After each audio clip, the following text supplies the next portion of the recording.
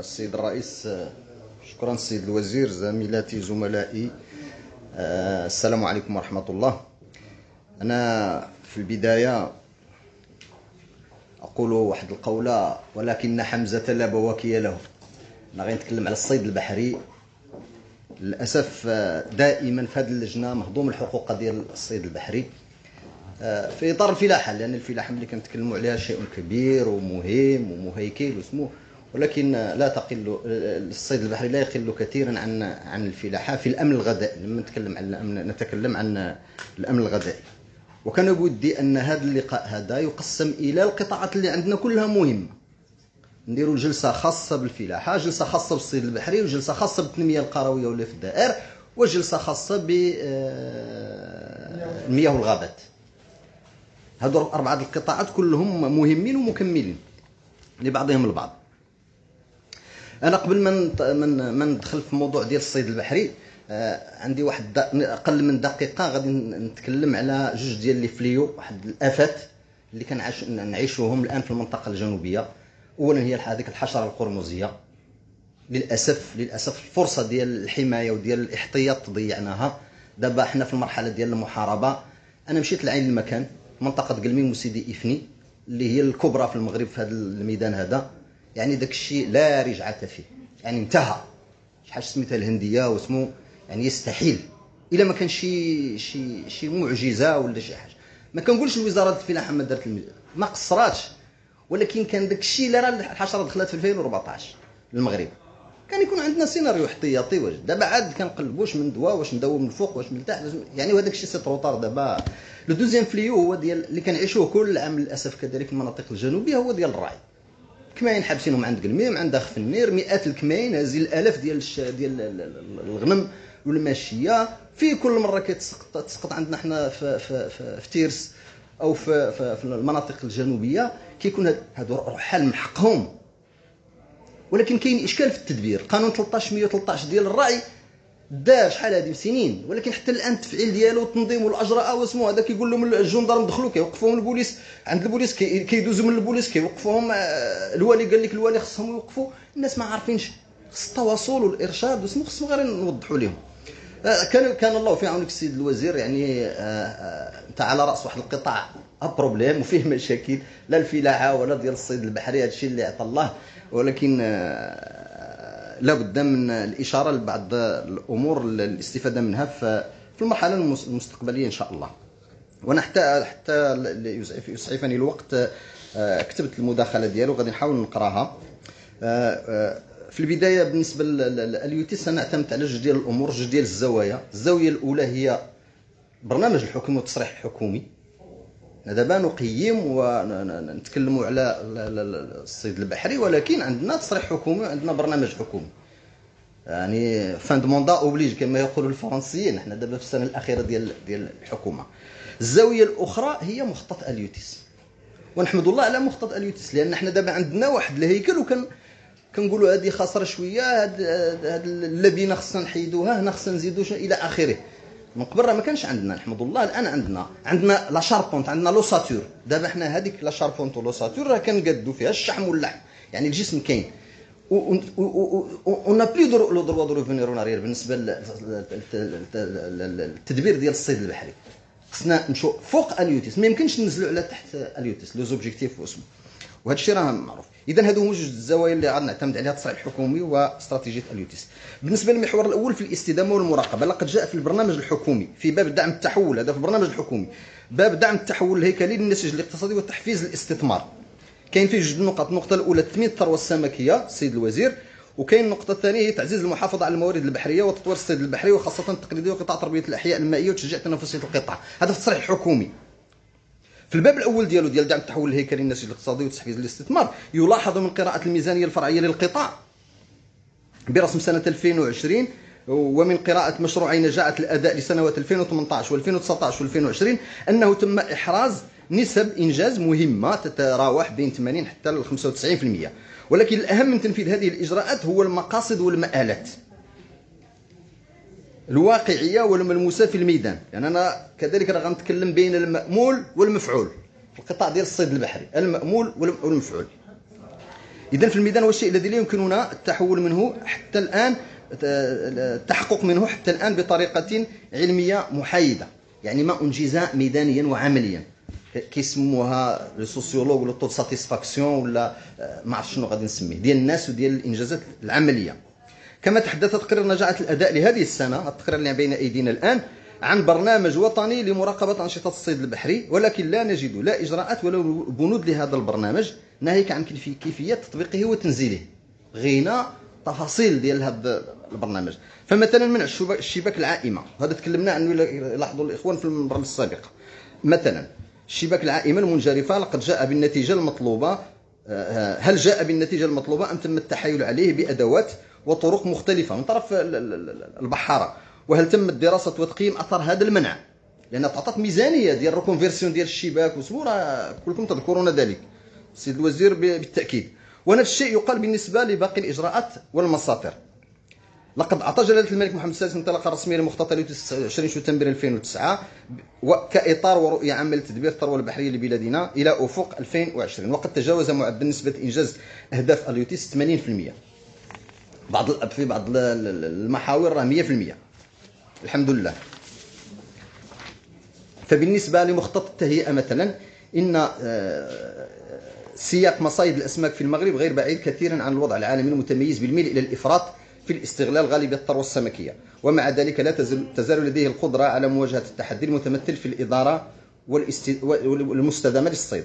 على الصعيد الوطني، من بين 11 مخزونا من أنواع القاعية دو بروفوندور المغربية التي تم تقييمها في سنة 2010 من طرف اللجنة العلمية الفرعية للجنة الصيد لوسط الشرق المتوسط الأطلسي المعروفة بكوباس لمنظمة الأغذية والزراعة، هناك أولا 5 أنواع في حالة مفرطة من الاستغلال، كالأخطبوط مثلا، أخطبوط الشائع المعروف، الحبار البني الداكن، الروبيان، الوردي، سمك النازلي الأبيض، وسمك القاروس. هناك 4 أنواع تعتبر مستغلة بالكامل: الدينيس ذو الأعين الكبيرة، الدينيق، الدينيس المستورد، الدينيس الأحمر، الضراد راك تعرفوهم. ولا يمكن تقييم مخزونة النوعين الآخرين، الحبار الشائع والنازلي الأسود، نظرا لعدم كفاية المعطيات. إن المصايد السمكية الخاصة بالأخطبوط هي أولى المصايد التي خضعت لمخططات إدارة منذ سنة 2001 ونقحت في سنة 2004. وقد أدخل مخطط الإنعاش الجري هذه عدة مقتضيات جديدة، نذكر منها في هذه الحالة الحد من جهد الصيد التقليدي والساحلي، وكذا تطبيق نظام الحصص الفردية الكوطة في قطاع الصيد البحري في أعالي البحار والصيد التقليدي، فضلا عن تدابير جديدة تقنية بغيتها حفظ الصغار، هذاك البيش جيفينيل كيتسمى عند الإنرا. منذ تنفيذ استراتيجية اليوتي سنة 2010 تمت إدارة الأنواع التي تشكل أكثر من 75% من التفريغات من خلال مخططات الإدارة، وبشكل خاص الأسماك السطحية الصغيرة، الأخطبوط، الروبيان، الطول الأحمر، سمك أبو سيف، سمك القرش، والطحالب البحرية الحمراء والشعاب المرجانية. قبل أي إجراءات وبعدها تبقى المراقبة، سيد الوزير، تبقى المراقبة الصارمة والفعالة لثرواتنا البحرية هي نقطة الضعف الكبيرة التي يجب الانكباب عليها بجدية وحلها، وإشراك باقي القطاعات المعنية في هذا الورش من مراقبة الأجهزة المستعملة في الصيد ومدى مطابقتها للمعايير المطلوبة، واحترام الراحة البيولوجية والكميات المصطادة ونوعياتها وأحجامها، وتشديد الحراسة والمراقبة البعدية في الموانئ والأسواق والمصانع والطرق. وهنا غادي نجي للموانئ والأسواق الدرجة الأولى، كتسموا لي هولد بوست، أسواق من الدرجة الأولى. قبل ما نمشيو للأسواق الجملة، هاد الأسواق من الدرجة الأولى راه فيها دابا المشكل أكادير، يلاه جا واحد رجل مسؤول الامن الجديد، تزيرت القضيه عند اكادير، ما بقاش داك التهريب ديال السمك كيكون من خارج، كلشي كيدوز في الهولد بوست، ولكن راه باقي الموانئ كاين هذا اشكال. اي واحد غادي تسولو غادي يقول لك راه لو انتير راه كيدوز خارج جسم، وهذا الشيء كتضع فيه الدوله في الضريبه، كيضع فيه البحار، لان كيتخلص بهذيك الكوطا وهذاك السمك اللي كتضع فيه البحار ديالنا، لانه هذاك ما كيتباعش في الهولد ديال لوباسيون. وخصنا تعميم هاد لي هولد بواسون في الموانئ كلهم. اسفي مثلا لا يعقل اسفي ما عندهاش هولد بواسون. حسب علمي السيد الوزير، اسفي راه كانت برومي بور ساردينيا او موند في واحد الوقت، كان فيه هو الاول عالميا في وحنا دابا في الجنوب راه البحاره. السيد الوزير، السيد الرئيس، انا لا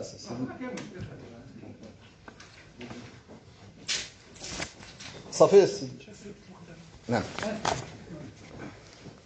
اذا قلت بان اسفي خاص الاعتبار اللي احنا عندنا في الجنوب راه البحاره الكبار اللي عندهم تجربه واسمو راه كلهم من اسفي، كلهم من اسفي واسفي دابا ما عندهاش هولدو باسون يعني لا يعقل. وقد اثار انتباهنا في هذا المجال السيد الوزير ان مشروع ميزانيه الاستثمار لهذه السنه انا تصفحته ورقه ورقه سنه 2021 استثنى جهه العيون الساقيه الحمراء من بين كل جهات المملكه بصفر درهم سنه 2021. كنتكلم على ميزانيه الاستثمار، وصفر درهم سنه 2022. هنا في فقرته المعنونتين بالفقره الاولى المشاريع المهيئه والمدمجه للصيد التقليدي، والفقره الثانيه هي بناء وتجهيز وتهيئه، علما ان البرنامج خصص 182 مليون في سنه 2021 و 51 مليون في سنه 2022. المحور الثاني هو التقييم، وكما هو مسطر في التصريح الحكومي دائما في باب تعزيز الالتقائيه ونجاعه السياسات العموميه الذي جاء فيه ما يلي: التصريح الحكومي اعتماد التخطيط الاستراتيجي الشامل والمندمج في تدبير العمل الحكومي، مأسسة التقييم في تدبير الاستراتيجية القطاعية، تفعيل اللجن بين الوزارية وتفعيل آلية الحوار المؤسساتي بين القطاع العام والخاص. وبطبيعة الحال تبرز هنا ضرورة تقييم علمي وعملي، لأن مأسسة هي هذه مأسسة التقييم علمي وعملي لمخطط اليوتيس. تقييم أولا مختلف الأبعاد بلوري ديمونسيونيل، ثانيا مندمج، ثالثا تشاركي. فقد جاء في تقرير نجاعة الأداء المرفق بمشروع قانون المالية 2021 الذي بين أيدينا أنه مع انتهاء مخطط اليوتيس سنة 2020 فإن المشاريع الكبرى لليوتيس ستمدد وسيتواصل العمل بها خلال سنة 2021، وهذا سيصطدم بعدة إكراهات السيد الوزير وتحديات أهمها هو الفراغ التشريعي والقانوني. احنا كان عندنا اليوتيس مفصل بالنقطه والفاصله واسمه، وكانت خروقات، فما بالك في غياب اليوتيس كيف ستكون هذه الخروقات وكيف سيستغل المتحايلون هذا الفراغ التشريعي لاحقا، خاصه ان الوزاره الوصيه لا زالت منهمكه باعداد ما تسميه دراسه لوضع اسس استراتيجيه متجدده لتحديث وتنافس القطاع ما بين 2021 و2030. هذه الدراسه مزيان احنا سمعنا عليها لاول مره في هذا القانون الماليه، انا خلاص كانت عندي فكره عليها وهي درت لها المرحله الاولى. السيد الوزير حسب علمي حنا يلاه بدينا المرحله الثانيه ديال هذه الدراسه، ولعل الله شحال غتستمر هذه الدراسه. فالمحور الاخر هو التثمين والتصنيع. ان الصيد البحري اصبح مصنعا بشكل كبير، وما جميع القطاعات كاع، ولكن الصيد البحري اللي كان عنده واحد الروتار كبير في هذا المجال اصبح مصنعا بشكل كبير، مما جعل التزود بالتجهيزات والمعدات وعمليات الاصلاح والصيانه تمتص قسطا مهما من دخل البحاره والعاملين بالقطاع، فضلا عن العمله الصعبه التي تخرج من ميزانيه الدوله عند استيراد هذه التجهيزات والمعدات، وبعض الاحيان شي حوايج بانال بسيطه ممكن الصانع التقليدي يوجدها. وعليه اصبح من الضروري الاهتمام بالصناعات البحريه الثقيله والمتوسطه والخفيفه. بالطبع فالتصنيع ليس الا وسيله بين عده وسائل وطرق لتثمين المنتج البحري، وهنا تبرز اهميه الاستهداف والفعاليه السيبلاج تارجت في صرف الدعم المالي في ميزانيه 2021 المخصص للنهوض، هذا في الميزانيه، النهوض بالتثمين والجوده، والذي بلغت المبلغ ديال المبلغ المخصص له هو 25 مليون درهم في ميزانيه 2021. ثانيا تزامنا مع البدء العملي في انجاح برنامج تربيه الاحياء المائيه ببحارنا الشماليه والجنوبيه بعد انتهاء مرحله الابحاث والدراسات والزونين راه كملنا منه. شنو هذه؟ لا راه كان علينا التقنين الوطني والتعاون الدولي. انا لا التقنين الوطني والتعاون الدولي تحيين وتبسيط وتجميع الترسانه القانونيه في مجال استغلال الثروه البحريه وتطويرها لتسير التطور السريع الذي يعرفه هذا القطاع وطنيا ودوليا. وهل لا زالت الاداره العموميه والشبه العموميه والغرف المهنيه المكلفه بتقنين وتدبير الثروه البحريه ملائمه وفعاله. اما اتفاقيه الصيد البحري المبرمه في عدن فاننا ننوه بها وبنودها ما تضمن الدول حقوقها وسيادتها، ما يضمن الدول حقوقها وسيادتها ويحافظ على استدانه ثرواتنا البحريه. والحمد لله الخطاب الملكي الاخير اللي جاء ترسيم الحدود مع الجاره اسبانيا يصب في هذا الاتجاه. ولمزيد من التنسيق بين المتدخلين المباشرين في قطاع الصيد البحري في وفق دعم فعاليه ونجاح نشير هنا بالخصوص لغرف الصيد لإعادة هيكلتها أصبحت متجاوزة. نجي للإنقاذ البحري اللي كيهم البحارة بشكل خاص. إن طول شواطئنا البحرية تبلغ 3500 كيلومتر، واتساع وشساعة مناطق الصيد البحري التي غالبا ما تتواجد بكثرة ما بين 30 و 100 ميل بحري، والتي تجوبها أكثر من 20,000 باخرة. كل ذلك يرفع عاليا من قيمة وأهمية الإنقاذ البحري. يعتبر المغرب بين الموقعين على الاتفاقية الدولية SAR للإنقاذ البحري سنة 79. كما أن مجلس الحكومة صادق في 24/1/2019 على مرسوم رقم 2/18/103 بتحديد القواعد العامة المطلوبة لسفن الصيد البحري فيما يتعلق بالإنقاذ. ولكن الأحداث الأليمة التي تصيب القطاع دوريا وباستمرار وكل سنة وتسوق الأرواح وتذهب الممتلكات تبين أن هناك قصور كبير لا زال مهولا وكبيرا في هذا المجال، حيث أشار مشروع تقرير الأداء الأخير، تقرير الأداء الذي بين أيدينا، أننا لن نحقق في سنة 2021 إلا 50% من نسبة فعالية جهاز الإنقاذ البحري. يعني حتى 21 غنحققوا 50، يعني الآن بين 30 ولا 20. كل هذا يحصل في زمن ثورة الاتصالات والأقمار الصناعية وتجهيز البواخر الصيد الساحلي وأعالي البحار بنظام مراقبة السفن VMS، وتجهيز قوارب الصيد التقليدية RFID، وعليه ندعو للتسريع باقتناء أجهزة الإرسال والاستقبال كمحطات الراديو وغيرها من معدات الاتصال والتنسيق VHF و VHF و HFMF ونارفكس وغيرهم من الأجهزة. ونشير هنا أن صندوق تنمية الصيد البحري رصد في ميزانية 2021 مبلغ 29 مليون و150 ألف درهم لتحديث وهيكلة الأسطول، وبغينا يمشي في هذا الاتجاه.